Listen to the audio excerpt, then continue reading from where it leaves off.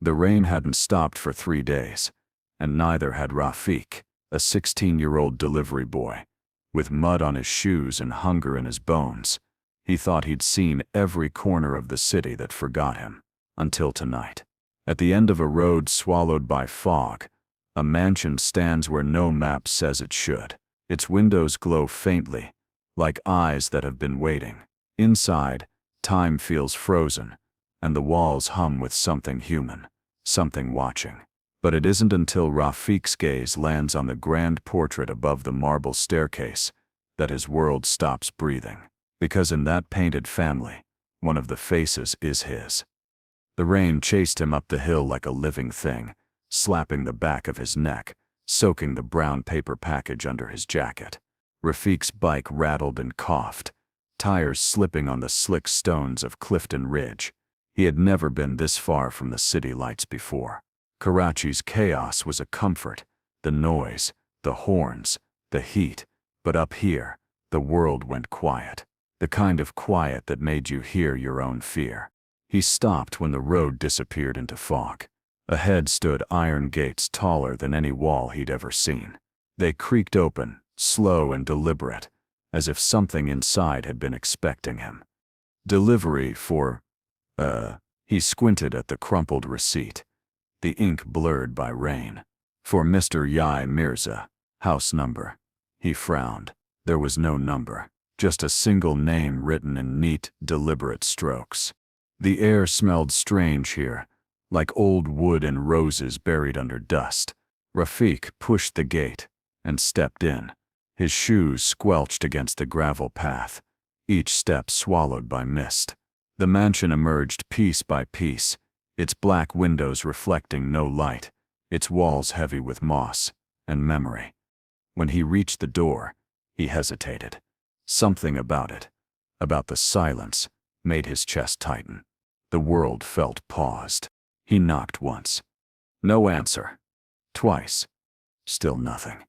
He turned to leave.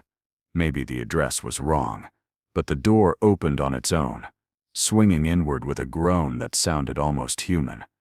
"Hello?" His voice came out smaller than he intended. No reply. Rafiq stepped inside. The first thing he noticed was the cold. Not the kind of cold that comes from weather, but the kind that seeps from walls, ancient and deliberate. A chandelier hung above the foyer, its crystals dull with dust. The air carried the faint scent of candle wax and something metallic, old blood maybe. He moved slowly, his footsteps echoing too loudly. The package under his arm felt heavier now. "Hello," he tried again. "Delivery."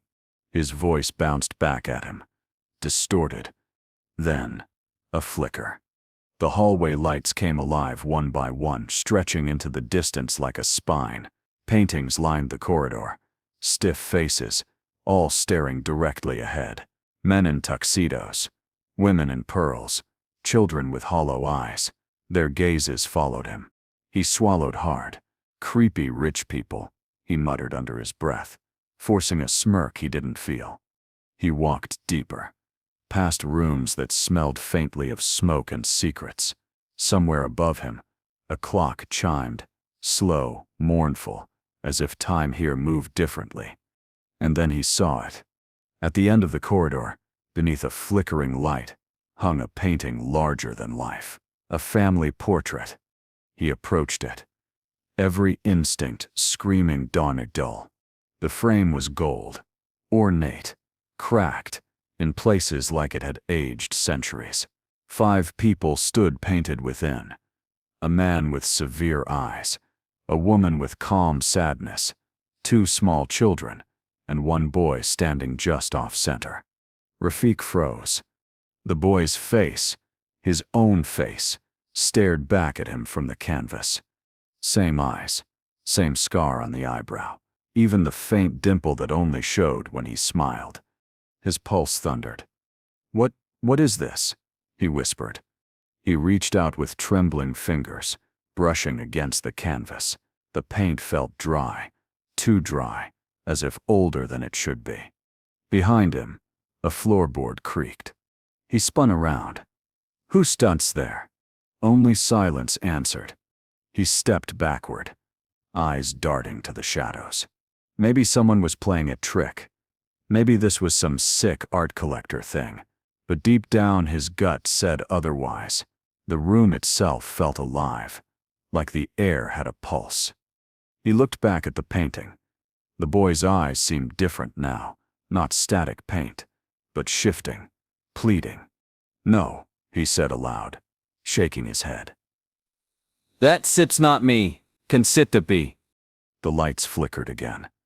He turned toward the entrance, but it was gone. The hallway stretched endlessly in both directions. Panic flared. He ran, his shoes slipping against the marble, breath sharp. Doors flashed past him. Locked, locked, until he reached one that wasn't. He shoved it open. The room beyond was a library, its air thick with dust. Rows of books climbed the walls, untouched for years. On a table in the center sat a photograph in a cracked frame. He moved closer. It was the same family. And there on the back, written in faded ink, "The Mirzas, 2006. His heart stopped. 2006. That was the year he was born. He remembered an orphanage matron once telling him they'd found him wrapped in an old blanket by the roadside. No note, no name, just an infant with fever. He picked up the photograph with shaking hands. The back of the frame felt rough, like something had been carved into it. He turned it around. Faint letters scratched into the wood. "Find room 27. A gust of wind tore through the room, scattering papers. The chandelier above swayed violently. Rafiq stumbled backward, clutching the photo to his chest. "What is happening?" His voice cracked. Somewhere upstairs a door slammed, loud enough to shake the floorboards. He glanced toward the staircase. Its steps disappeared into darkness. He should leave. Every instinct screamed to run, to forget this place, forget the face in the painting, forget room 27. But something held him there, a pull deeper than curiosity. It felt personal. He took one slow step toward the stairs. Then another. The wood groaned beneath his weight, as if warning him. Halfway up, he paused. The walls here were lined with more portraits, generations of faces, all watching. One of them, a young woman in a red shawl, looked uncannily familiar. Her eyes were the same warm brown as his. He touched the edge of her frame. "Who are you?" he whispered. The air shifted. A whisper brushed past his ear, too faint to be words, too close to be imagination. He turned sharply. Nothing. Only the faint hum of the chandelier swaying as though the house itself was breathing. At the top of the stairs, a long hallway stretched into blackness.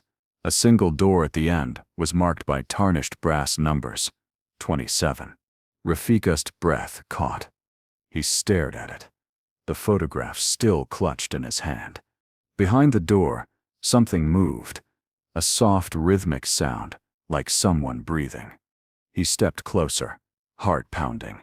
His hand hovered over the handle. Then from the darkness behind him, a voice, hoarse, trembling, whispered, "You shouldn't be here, boy." Rafiq spun around. An old man stood at the base of the stairs, holding a lantern that flickered weakly. His face was pale, eyes sunken, as if he hadn't slept in years. "Who are you?" Rafiq demanded, voice shaking. The old man didn't answer. His gaze shifted toward the door. "Room 27 is not for you." "Why is my face in that painting?" Rafiq shouted. The old man's lips trembled. "Because you were never meant to leave this house." Lightning flashed through the cracked window, illuminating his hollow face for just a second. And in that instant, Rafiq saw it. The same scar, the same eyes. He looked like an older version of him. And before Rafiq could speak again, the lantern went out. Darkness swallowed everything. The last sound he heard was the slow, deliberate creak of room 27's door opening on its own. For a long moment, Rafiq stood frozen at the top of the staircase, the darkness pressing close like a second skin. The echo of the old man's voice, "You were never meant to leave this house," pulsed in his ears, louder than the storm outside. He could barely see. The lantern was gone, swallowed by the shadows. But he could feel something. The house seemed alive, each wall breathing faintly, the floor pulsing underfoot like a slow, reluctant heartbeat. His gaze drifted to the end of the hallway. Room 27 waited, the brass numbers gleaming faintly in the dark, as if the door itself was aware of him. He swallowed hard and whispered to no one, "What's Seps in there?" No answer came, only a low hum like the house was thinking. He took a cautious step forward, and the floor creaked again, this time from behind. "Stop." Rafiq spun around. The old man stood at the bottom of the hallway now, his lantern relit, casting a weak circle of gold around him. Rain had soaked through his coat, and his thin frame shivered under the weight of years. His eyes, gray, tired, and too familiar, locked onto Rafiq's. "You shouldn't have come," the caretaker said. His voice cracked like paper.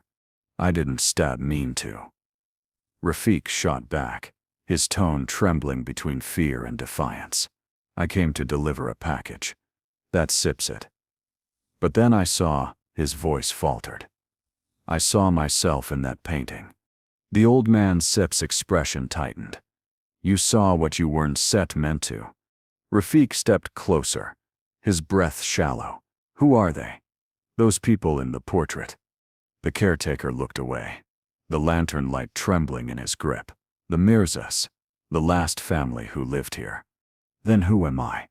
For the first time, silence broke the caretaker's composure. His eyes flicked upward toward the ceiling, as though the house itself might punish him for speaking. "You, sir." "What remains?" he whispered. Rafiq frowned. "What does that even mean?" The old man hesitated, then motioned toward the corridor.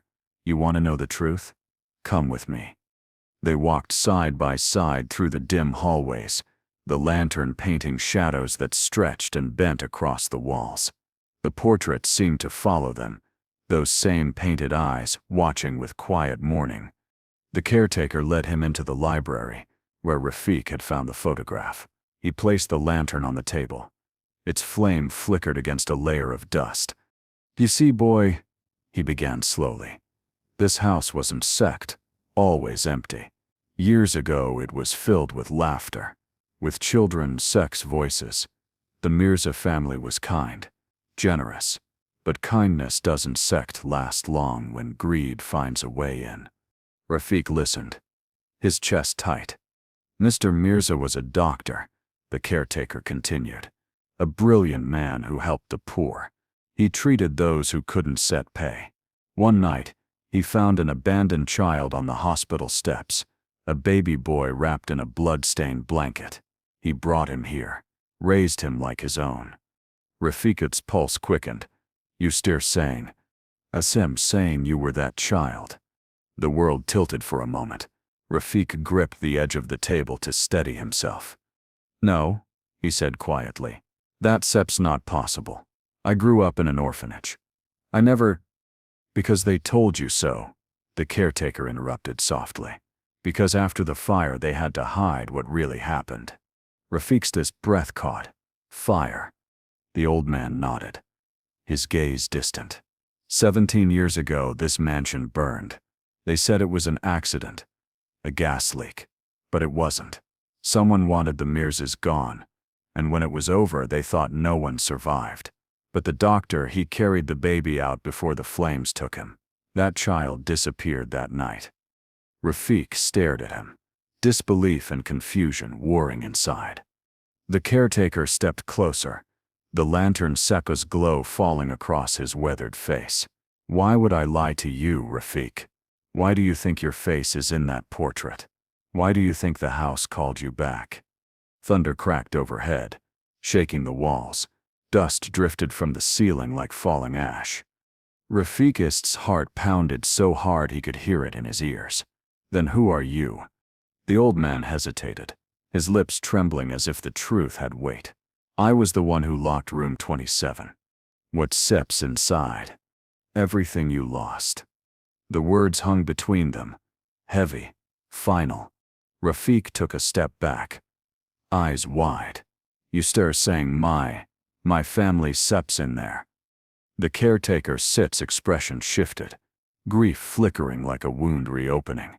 Their memory, their truth, maybe even their ghosts. I don't sit know anymore, but I do know this. If you open that door, you can sit go back. Rafiq turned toward the hallway. The storm outside raged louder now, lightning flashing through cracked glass, thunder rolling like drums.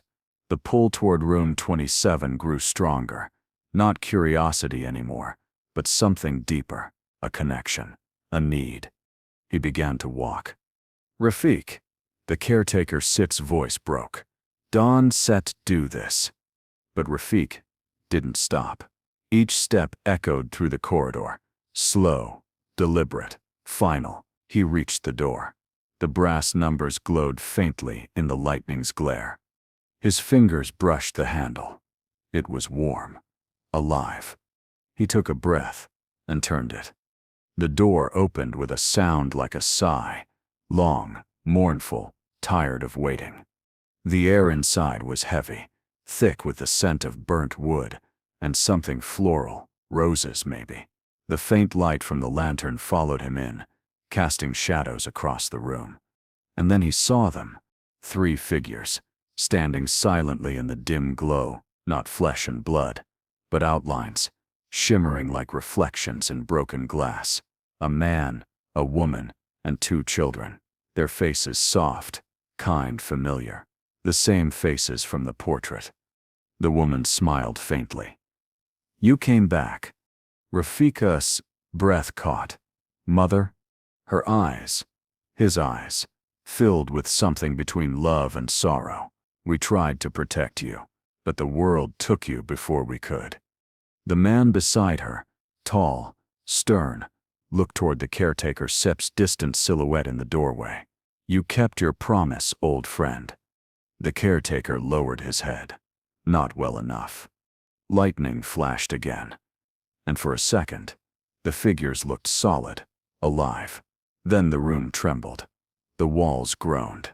The air thickened with whispers. Rafiq, his mother said softly. The truth is a gift and a curse. You must decide which one it will be.